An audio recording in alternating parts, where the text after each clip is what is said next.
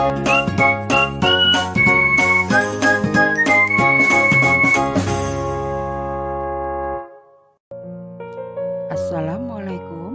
warahmatullahi wabarakatuh.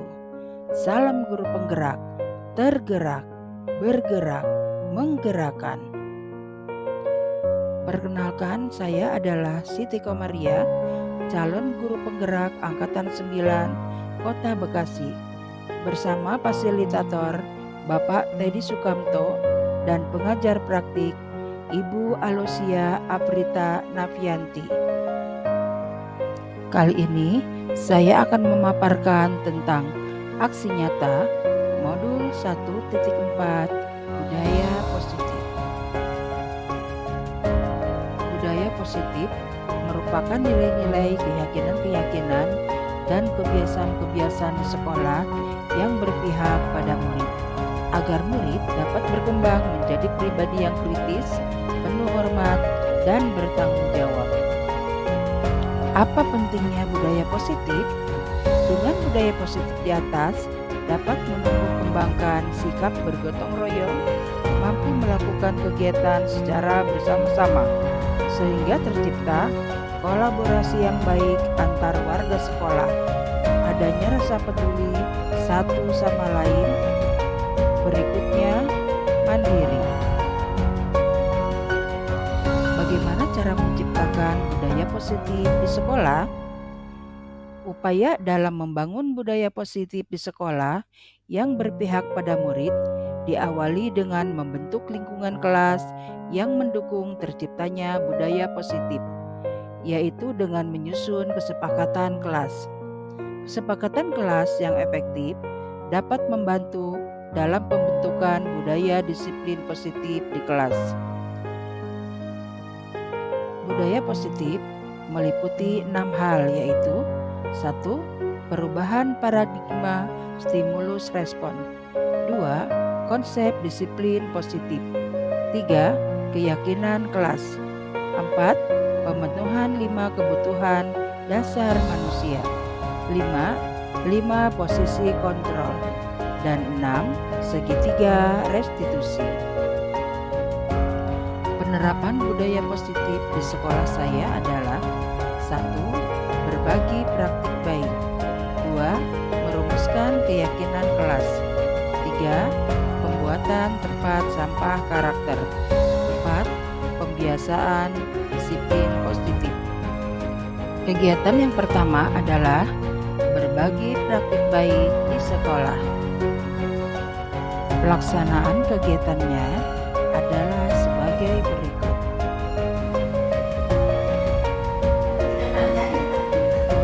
Bismillahirrahmanirrahim.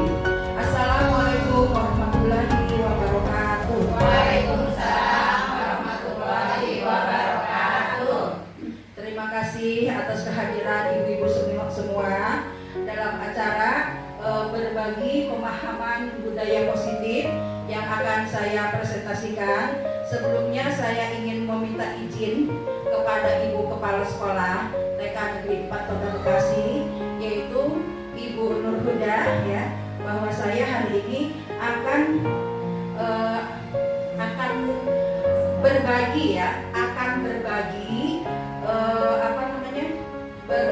praktik baik, ya, berbagi praktik baik tentang apa yang sudah saya pelajari selama mengikuti guru penggerak. Nah, ini bukan untuk mengajari, ya, tetapi kita hanya sharing, ya. Saya meminta izin dulu kepada Ibu Kepala Sekolah. Bismillahirrahmanirrahim. Kepada yang saya Ibu Siti, yang saya sayangi, ibu-ibu guru TK Negeri 4 dan teman-teman sejawat,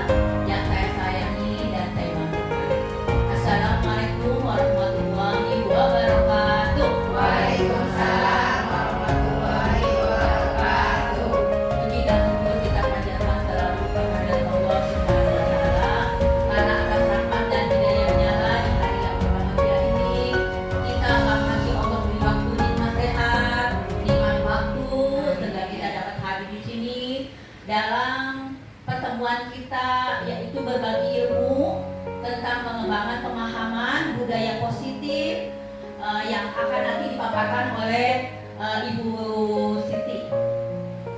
Untuk itu saya sebagai kepala sekolah TK Negeri 4 memberikan izin dan juga support yang 100% untuk Ibu Siti. Mudah-mudahan sebagai calon guru penggerak menjadi guru yang dapat berbagi ilmu untuk teman-teman, terutama teman-teman guru-guru TK Negeri 4 Kota Bekasi dan juga teman-teman lingkungan sekitarnya.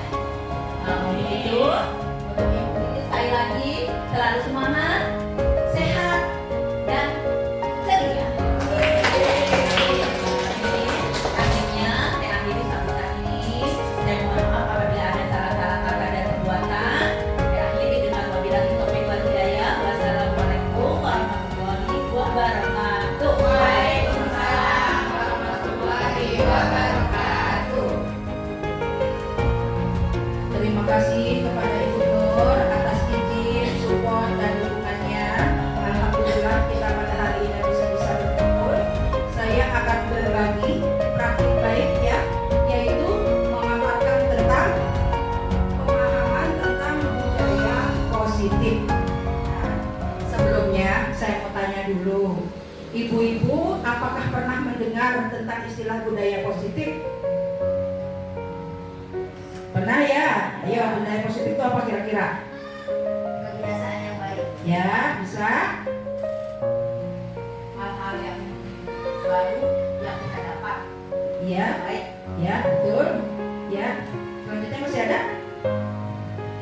Ya, baiklah. Kita lihat kepada slide yang kedua ya. Ini adalah profil saya.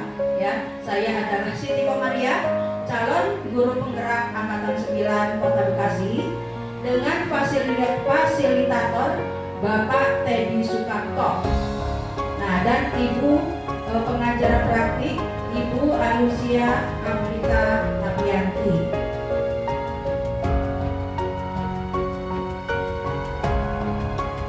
Nah, konsep utama modul budaya positif itu meliputi 6 hal. Yang pertama adalah perubahan paradigma stimulus respon. Yang kedua adalah konsep disiplin positif. Yang ketiga adalah keyakinan kelas. Keempat adalah pemenuhan 5 kebutuhan dasar manusia. Kelima adalah posisi kontrol. Dan keenam adalah seni penggerak restitusi. Nah, ini nomor 1, perubahan paradigma stimulus respon. Pendekatan teori kontrol ini berasal dari Stephen R. Covey, mengatakan bahwa bila kita ingin membuat kemajuan perlahan, sedikit-sedikit, ubahlah sikap atau perilaku Anda. Namun bila kita ingin memperbaiki cara-cara utama kita, maka kita perlu mengubah kerangka acuan kita. Ubahlah bagaimana Anda melihat dunia, bagaimana Anda berpikir tentang manusia. Ubahlah paradigma Anda, skema pemahaman dan penjelasan, aspek-aspek tentang realitas. Nah, ini adalah paradigma tentang cara berpikir kita, bahwa kita itu disuruh mengubah cara pandang kita terhadap dunia.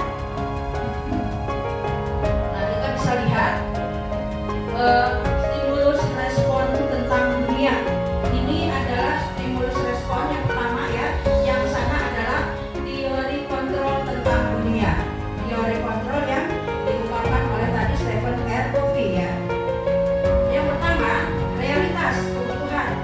Kebutuhan kita itu sama menurut pandangan masa lalu ya. Stimulus respon. Kemudian teori tentang dunia oleh Stephen R. Covey itu berubah.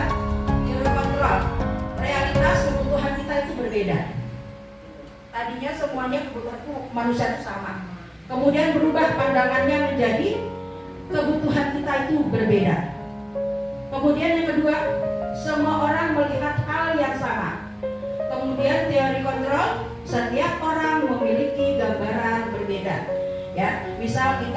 melihat ada kereta lewat.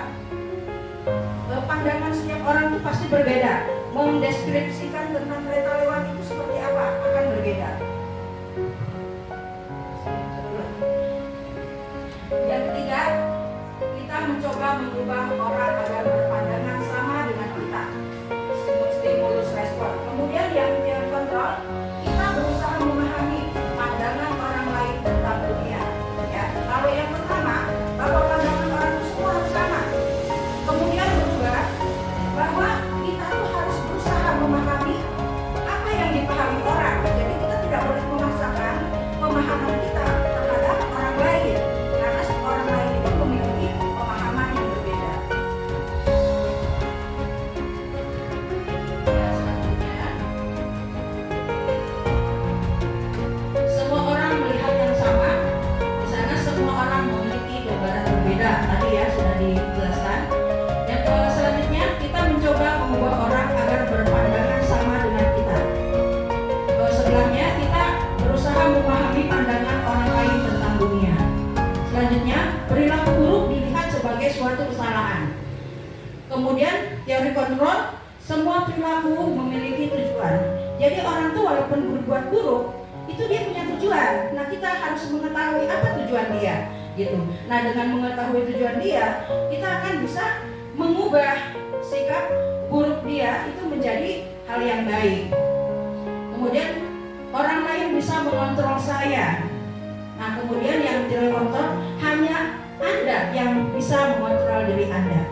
Jadi kalau dulu itu orang lain tuh mengontrol kita. Kalau sekarang hanya saya yang bisa mengontrol saya. Saya yang bisa mengubah diri saya, gitu. Saya bisa mengontrol orang lain, Anda tidak bisa mengontrol orang lain. Ya, itu betul ya. Jadi sebelumnya itu orang tuh mengontrol orang lain, sekarang orang tuh mengontrol dirinya masing-masing.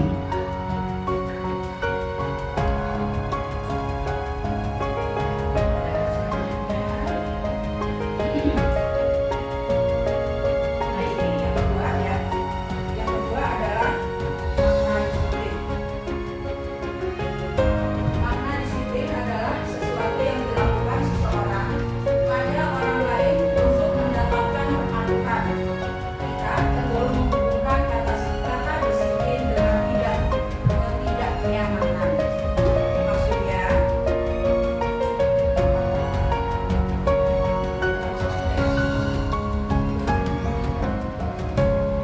ya.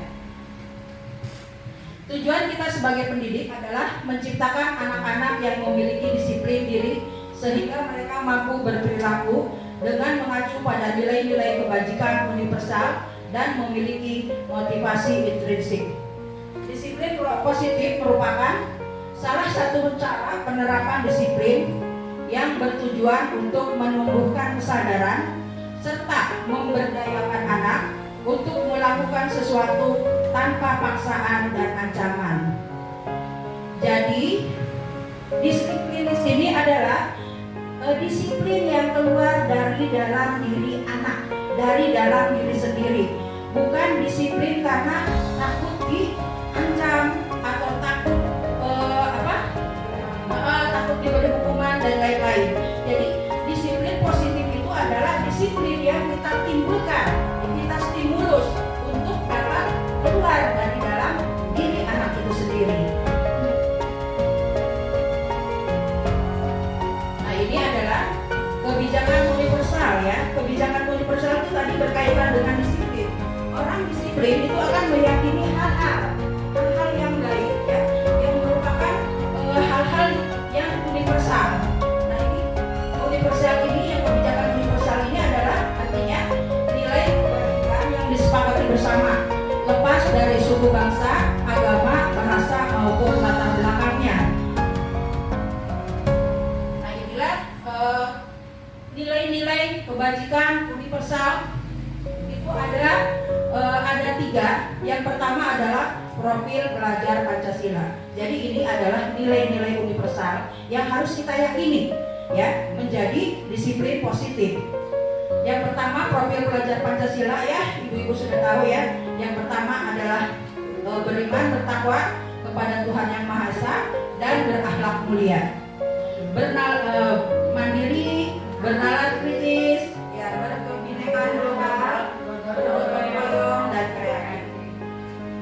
Kemudian yang PO Primary Years Program, ya, itu dari sebuah organisasi. Sikap murid, toleransi, rasa hormat, integritas, mandiri, menghargai, antusias, empati, keingin-tahuan, kreativitas, kerjasama, percaya diri, komitmen. Kemudian dari 9 pilar karakter Indonesian Heritage Foundation atau IHF, ya, cinta Tuhan dan segenap ciptaannya, kemandirian dan tanggung jawab, kejujuran, amanah, diplomatis, hormat dan santun, dermawan, suka menolong dan gotong royong, percaya diri, kreatif dan bekerja keras, kepemimpinan dan keadilan, baik yang rendah hati, toleransi, kedamaian dan kesatuan. Ini adalah kebijakan serta universal yang harus kita yakini. Nah, ini ada teori motivasi, ya. Teori motivasi itu dikatakan oleh Diane Gossen dalam bukunya Restructuring School Discipline, menyatakan ada 3 motivasi perilaku manusia. Yang pertama, untuk menghindari ketidaknyamanan atau hukuman. Yang kedua, untuk mendapatkan imbalan atau penghargaan dari orang lain. Yang ketiga, untuk menjadi orang yang mereka inginkan dan menghargai diri sendiri dengan nilai-nilai yang mereka percaya. Ini maksudnya, jadi motivasi orang untuk disiplin itu berbeda-beda, ya.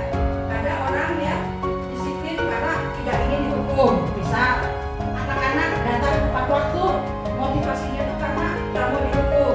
Ada yang seperti itu. Nah, ada yang untuk mendapatkan imbalan atau penghargaan. Mungkin di sekolah sudah ada kesepakatan, anak yang tidak pernah terlambat akan mendapatkan hadiah. Tuh, jadi motivasinya karena ingin penghargaan, ya. Kemudian yang ketiga adalah motivasi yang keluar dari dalam diri, ya, untuk menjadi orang yang mereka inginkan, ya, menghargai diri sendiri dengan nilai-nilai yang mereka percaya, ya. Nah, itu jadi ada 3 teori motivasi yang dimiliki oleh manusia.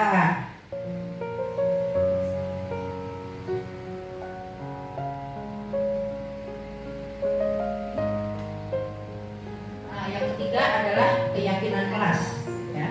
Keyakinan kelas itu apakah sama dengan peraturan kelas? Ya, kira-kira ya, Bu. Jadi beda. Ada yang pendapat lain?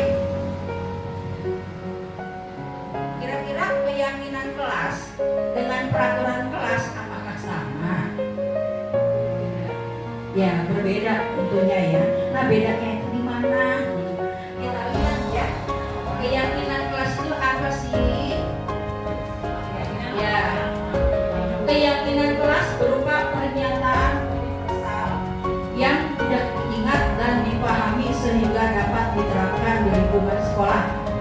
Keyakinan kelas dapat terbentuk dengan adanya kesepakatan antara murid dan guru. Jadi bedanya, kalau peraturan itu yang menetapkan guru atau sekolah, tidak melibatkan murid. Itu misalnya nih, peraturan kan sekolah itu pasti sebelum masuk ada peraturan, ya.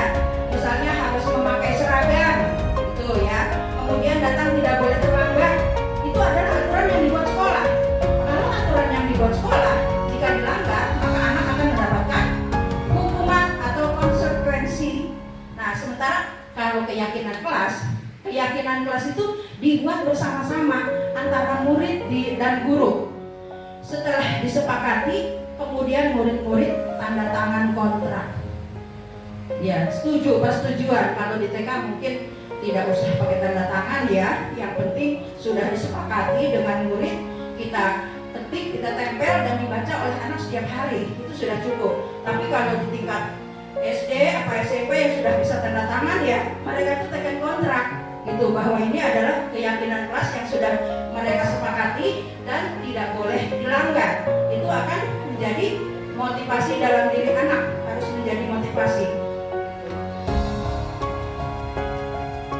Nah, kemudian selanjutnya adalah 5 kebutuhan dasar manusia.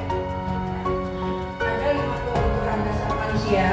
Yang pertama adalah kebutuhan untuk bertahan hidup. Kira-kira apa ya yang dibutuhkan oleh manusia untuk bertahan hidup? Ya, betul.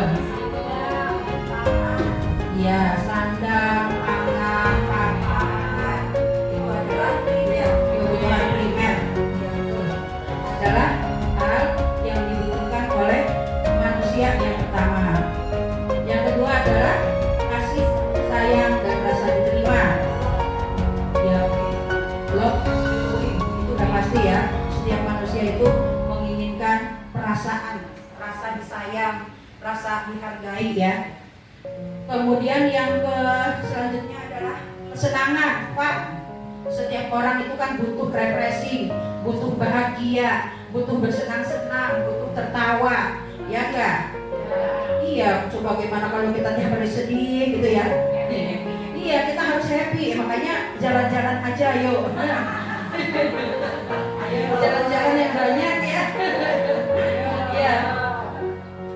Kemudian selanjutnya adalah kekuasaan atau power ya. Kekuasaan, merasa dihargai, merasa di apa ya, misalnya pemimpin gitu ya, pemimpin. Ya, kekuasaan. Selanjutnya adalah kebutuhan akan kebebasan, freedom. Jadi manusia ini ingin menjadi manusia yang merdeka, nggak mau dikekang ya. Iya, juga kayak zaman dulu, zaman Siti Nurbaya ada dipingit-pingit ya. Kalau sekarang mah nggak ada, manusia ingin bebas, tapi bebas yang bertanggung jawab ya, bukan bebas sebebas-bebasnya seperti burung terbang nabrak nggak apa-apa, tidak seperti itu ya. Nah itu yang keempat ya. Nah, sekarang yang kelima. Nah ini yang paling penting ibu-ibu, posisi kontrol seorang guru. Ya, jadi bagaimana kita bersikap di sekolah terhadap murid-murid kita. Posisi kontrol kita ada di mana? Yang pertama itu sebagai penghukum. Penghukum itu misalnya apa? Ada anak yang menjatuhkan mainan, gitu kan? Marah, gurunya marah. Kamu kenapa jatuhkan mainannya? Ayo bereskan, gitu ya. Kemudian berdiri di depan kelas. Nah, seperti itu. Itu adalah tipe guru penghukum. Sekarang di sini alhamdulillah nggak ada ya ibu ya. Iya, di sana di antah berantah. Biasanya di sekolah-sekolah tinggi itu masih banyak menghukum seperti ini ya. Iya. Nah ini kemudian yang sebagai posisi kontrol yang kedua itu sebagai teman. Sebagai teman ya, kita ngobrol santai dengan murid ya. Kalau yang tadi kan penghukum, penghukum itu berotot, marah-marah, gesturnya udah tegang gitu ya. Nah itu sangat dilarang walaupun ada yang melaksanakan. Iya. Yang kedua itu sebagai teman ya. Setelah ada anak terlambat, kenapa kamu terlambat? Ini ya saudara katanya, nggak apa-apa kali ini nggak apa-apa lah, sambil tawa gitu ya, nggak apa-apa lah, nanti besoknya terlambat lagi, udah sana kamu duduk gitu. Itu sebagai teman ya. Kemudian selanjutnya adalah membuat rasa bersalah. Guru itu membuat anak tuh rasanya salah banget gitu ya.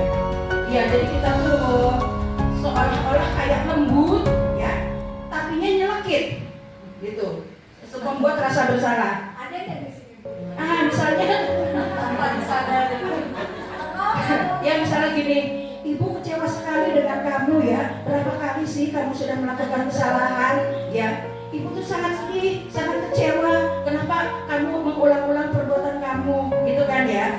Nah jadi anak tuh merasa saya salah gitu ya. Saya sudah menyakiti orang lain, gitu. Iya. Ya selanjutnya adalah sebagai pemantau. Ya kalau pemantau itu contoh misalnya anak terlambat, gitu. Kamu datang jam berapa? Jam 7.30. Kamu masuk jam berapa? Jam 7. Berapa banyak pelajaran yang sudah kamu tinggalkan? Oh, misalnya ada satu pelajaran yang kamu tinggalkan. Ya sudah, kamu masuk, konsekuensinya setelah pelajaran istirahat, kamu tidak istirahat. Kamu kerjakan pekerjaan yang sudah kamu tinggalkan. Gitu. Jadi ekspresinya itu datar gitu ya. Nah, kemudian yang terakhir nih, yang manajer, kira-kira seperti apa ya?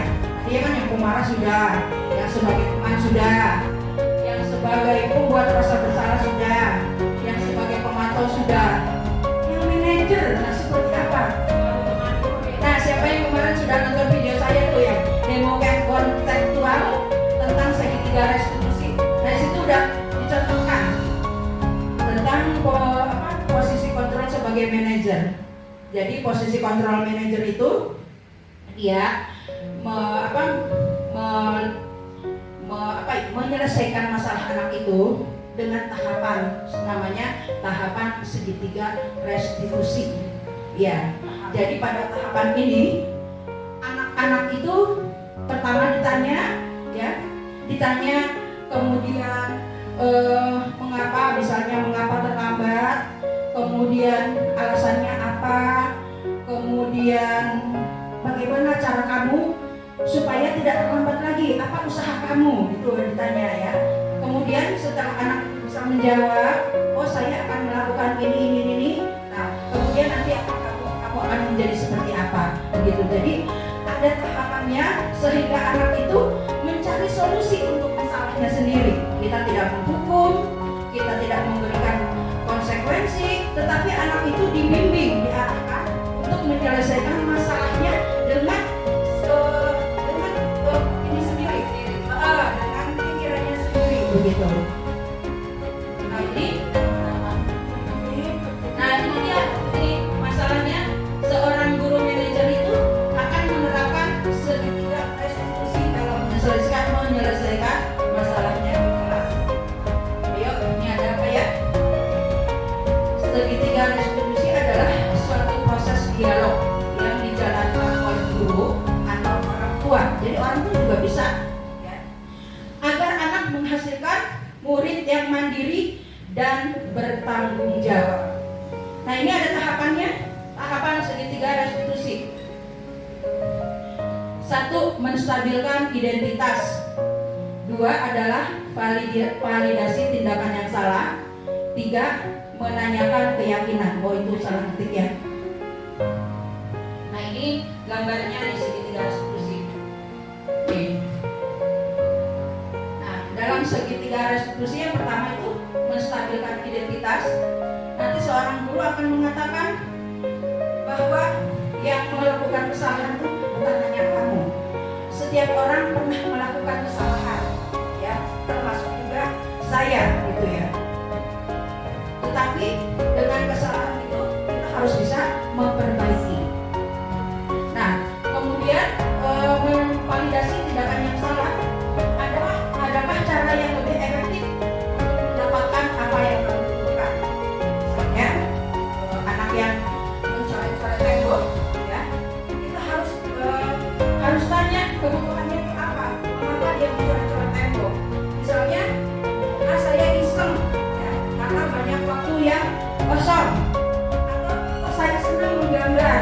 Berarti kan udah beda tujuannya ya. Jadi kita harus tahu itu kebutuhan anak. Dia kebutuhan ingin senang atau ingin ya cuma iseng aja gitu. Nah, tentu kamu punya alasan mengapa melakukan hal itu. Nah, kita tanya. Kemudian setelah itu validasi tindakan yang salah, kita akan tanya nilai-nilai keyakinan kelas mana yang sudah kamu langgar. Kan tadi sudah ya, membuat keyakinan kelas. Ya, contohnya tadi anak yang datang terlambat, nanti nilai-nilai keyakinan mana yang telah kita sepakati yang sudah kamu langgar. Oh ya, saya tidak datang tepat waktu. Ya kan? Tidak datang tepat waktu. Kemudian anak itu akan diajak untuk menyelesaikan masalahnya. Apa yang menjadi masalahnya? Kemudian apa yang akan dia lakukan supaya besok tidak terlambat lagi, ya kan? Mungkin alasannya karena tidurnya terlalu malam seperti yang itu kemarin ya, tidurnya terlalu malam. Kenapa tidur terlalu malam? Asal main game, ya. Jadi bagaimana besok yang akan dilakukan? Oh, saya tidak akan main game lagi, saya akan tidur lebih cepat sehingga pagi-pagi tidak terlambat seperti itu. Nanti anak sendiri yang mengucapkan, bukan guru yang menyuruh. Nah, nanti setelah itu barulah dia anak itu akan menjadi anak yang mandiri dan bertanggung jawab.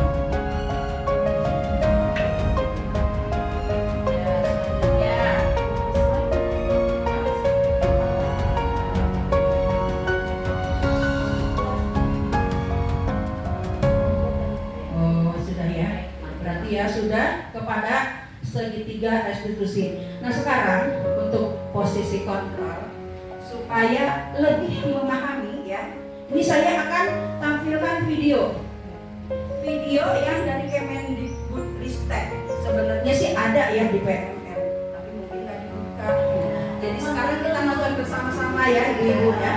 Ya ini pemaparan yang sudah saya presentasikan ya, mudah-mudahan bermanfaat untuk ibu semuanya ya. Kita belajar bersama, berubah bersama, karena yang namanya manusia ya itu harus selalu berubah ya, bukan berubah seperti bulan ada merah nanti tergantung kebutuhan dan hijau gitu ya, tapi kita harus selalu berubah ke arah yang lebih baik ya. Ya terima kasih semuanya, saya akhiri. Wassalamualaikum warahmatullahi wabarakatuh.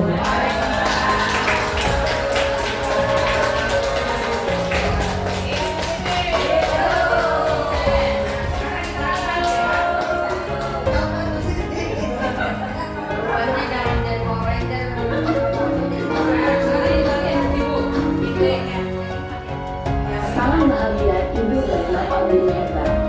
Dalam penerapan disiplin positif restitusi, salah satu program yang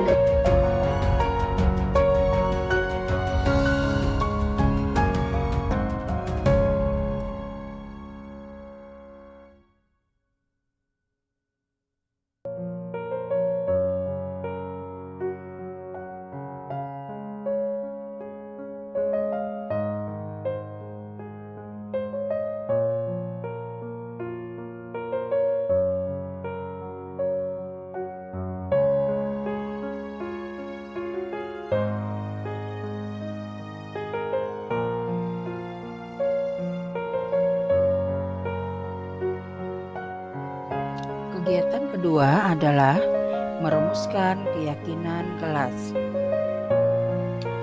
Keyakinan kelas adalah nilai-nilai kebajikan atau prinsip-prinsip universal yang disepakati bersama secara universal, lepas dari latar belakang suku, negara, bahasa, maupun agama.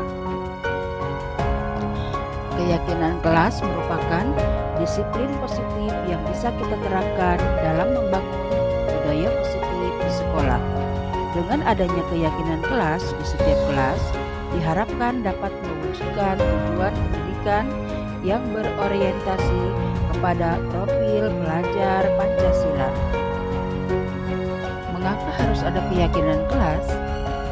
Kesepakatan kelas merupakan aturan atau norma yang dibuat oleh guru dan siswa bersama-sama untuk menciptakan lingkungan belajar yang kondusif. Kesepakatan kelas ini penting untuk diterapkan di semua sekolah. Apa perbedaan keyakinan kelas dan peraturan kelas? Peraturan kelas biasanya terbit tanpa persetujuan pihak objek yang harus melaksanakan. Sedangkan keyakinan kelas adalah persetujuan yang dibuat bersama antara guru dan murid. Selanjutnya akan ditaati bersama. Langkah dalam menyusun keyakinan kelas. Proses pembentukan keyakinan kelas mewujudkan budaya positif. 1. Tanyakan pendapat murid tentang masalah dan harapan kelas. 2. Eksplorasi ide dari murid untuk mencapai kelas impian. 3. Ambil kesimpulan ide murid. 4. Ubah ide menjadi keyakinan kelas. 5. Tanda tangani kontrak keyakinan kelas. Pelaksanaan kegiatan adalah sebagai berikut. Pelaksanaan kegiatan. Assalamualaikum warahmatullahi wabarakatuh.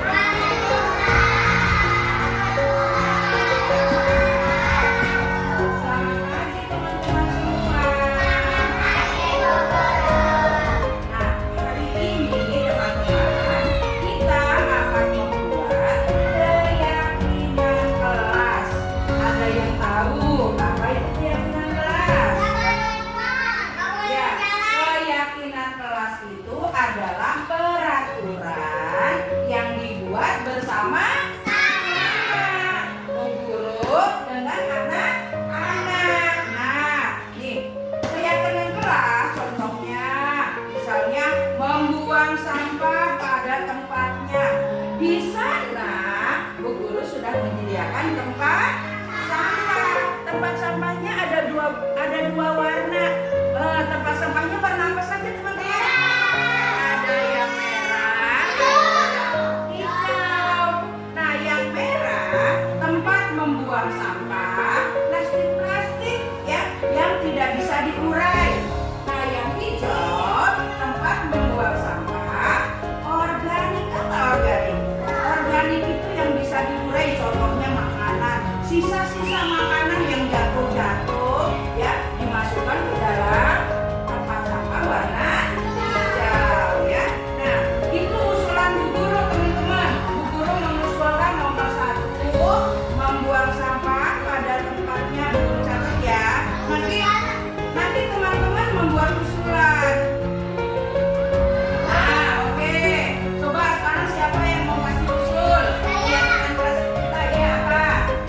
Ya, Haikal. Tadi apa? Tidak boleh bicara kotor ya. Nanti dulu saya satu-satu ya. Nanti Bu Guru tidak bisa catat. Ya, siapa sekarang? Apija, ayo apa Apija? Membereskan. Membereskan apa saya? Membereskan tempat belajar setelah digunakan, betul.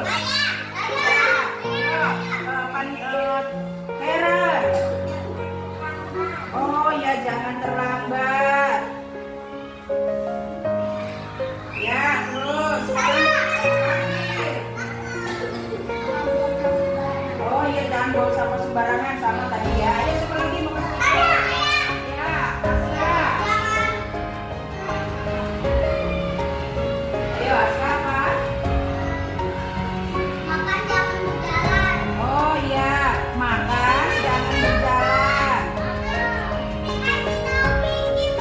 Ya, nggak apa-apa. Yo, siapa lagi yang mau usul?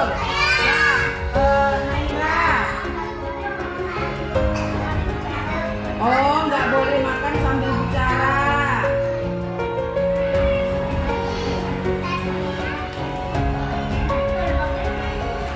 Ya, ayo sekarang siapa? Sherly.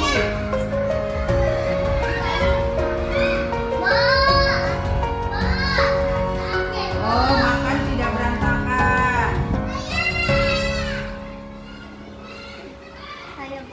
Ya, tak dulu yang belakang dulu. Ayo, angkat. Apa?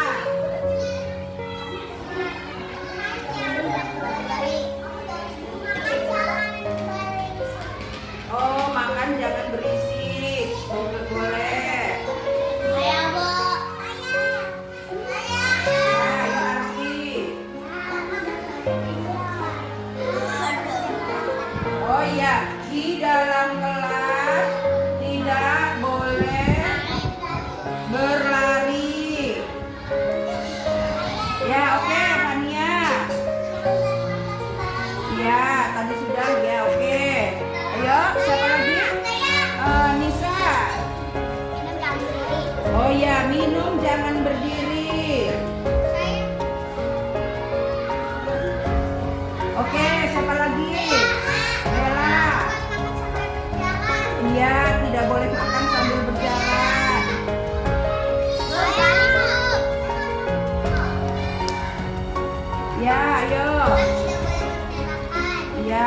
tidak boleh berserakan.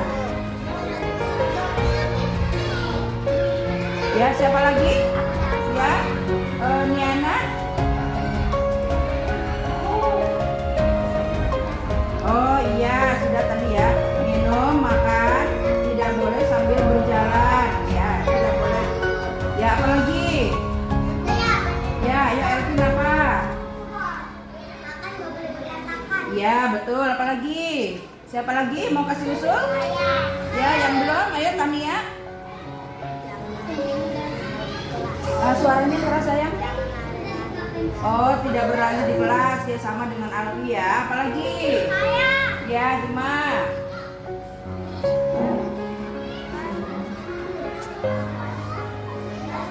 Ya, makan sambil jalan, betul. Apalagi? Ayo, ada lagi yang mau kasih usul? Ya, yang belum. Yang belum.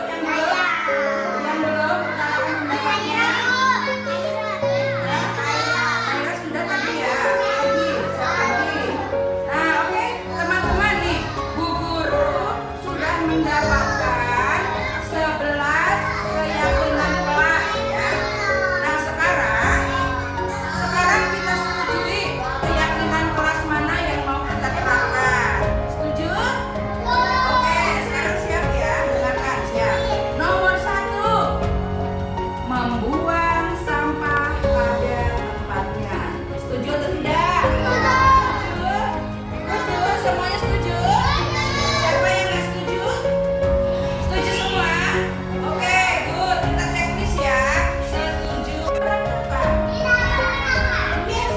Oke, betul. Ya. Kemudian selanjutnya, makan tidak berisik.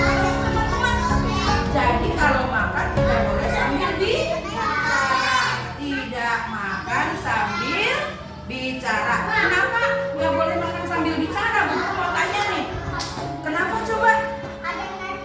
Kenapa sih? Kok makan nggak boleh sambil bicara? Tapi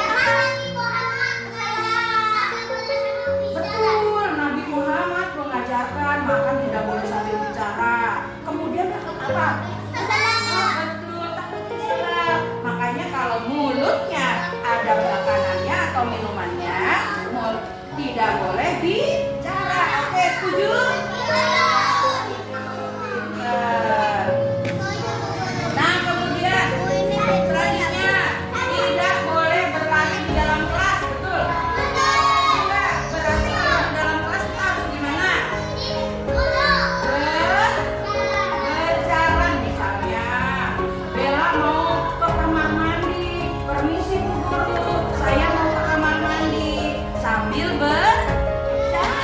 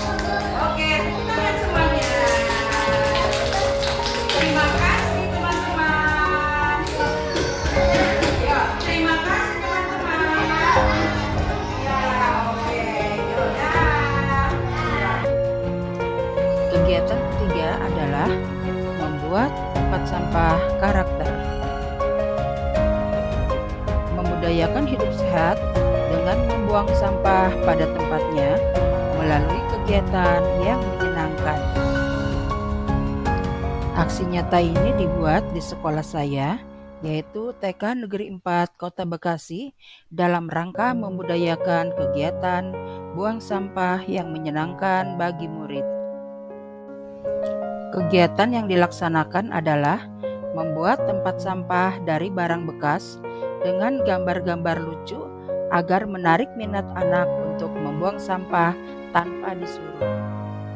Kegiatan ini melibatkan wali murid atau komite sekolah, kepala sekolah, rekan guru, siswa, dan seluruh warga sekolah.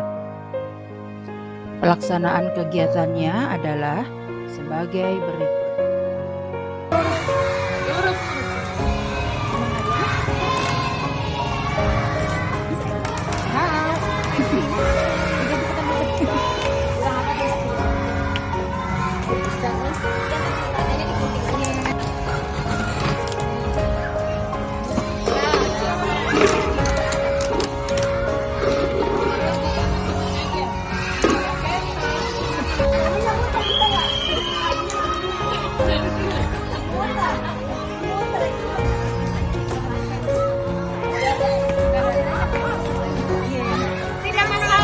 Tidak masalah tenang, takutnya itu karena ada caranya jadi ya. Ini dulu aja dimulai.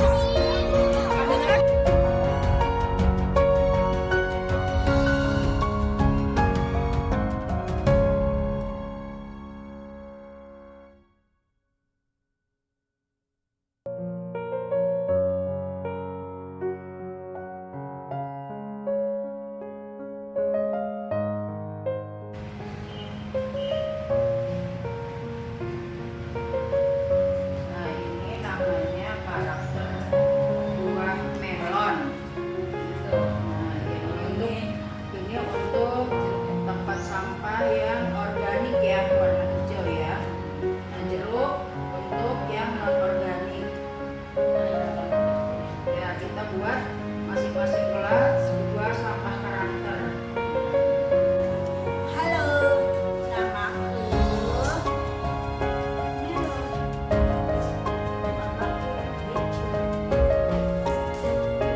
Hijau. tempat aku untuk sampah. Aku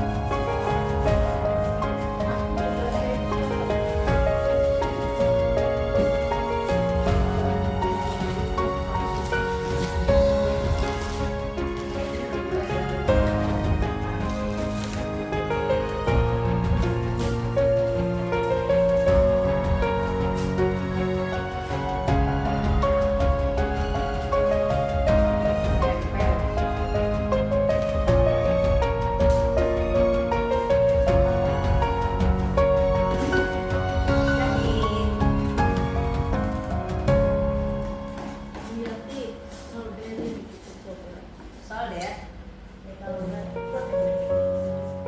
Mau disolder.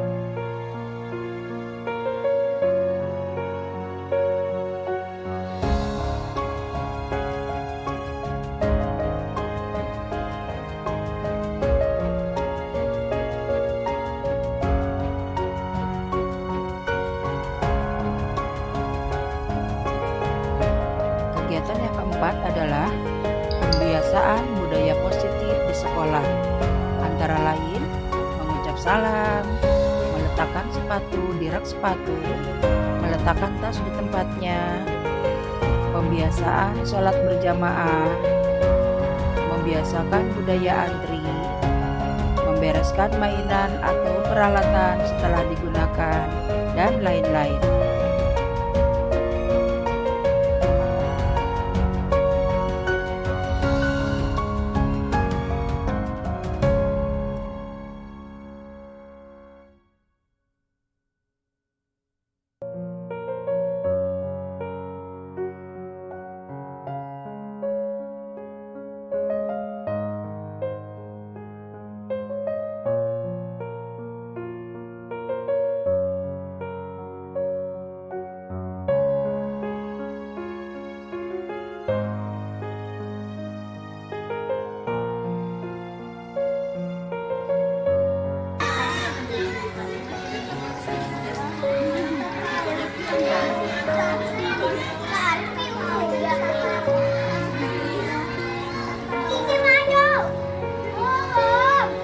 Ya, hati-hati ada got.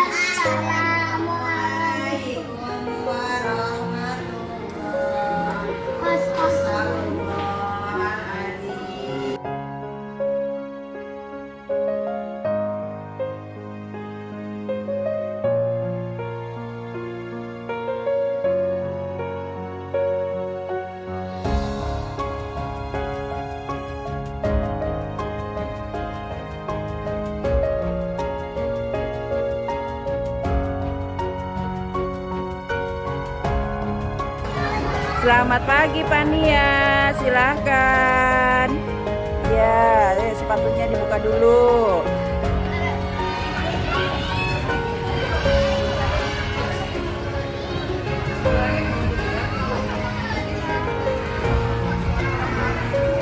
Ya, terima kasih Fania, silahkan.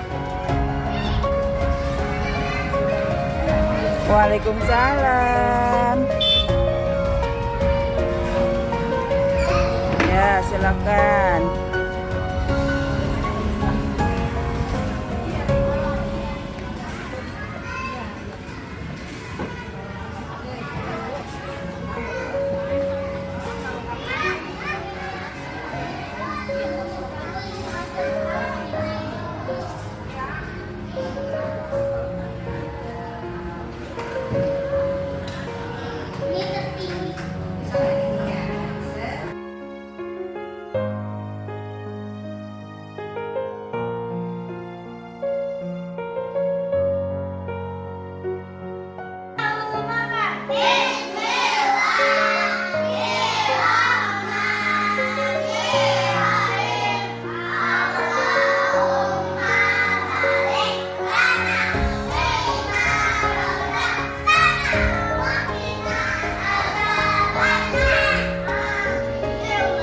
Selamat makan teman-teman.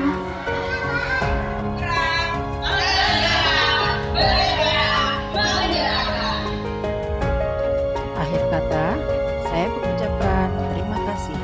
Wassalamualaikum warahmatullahi wabarakatuh.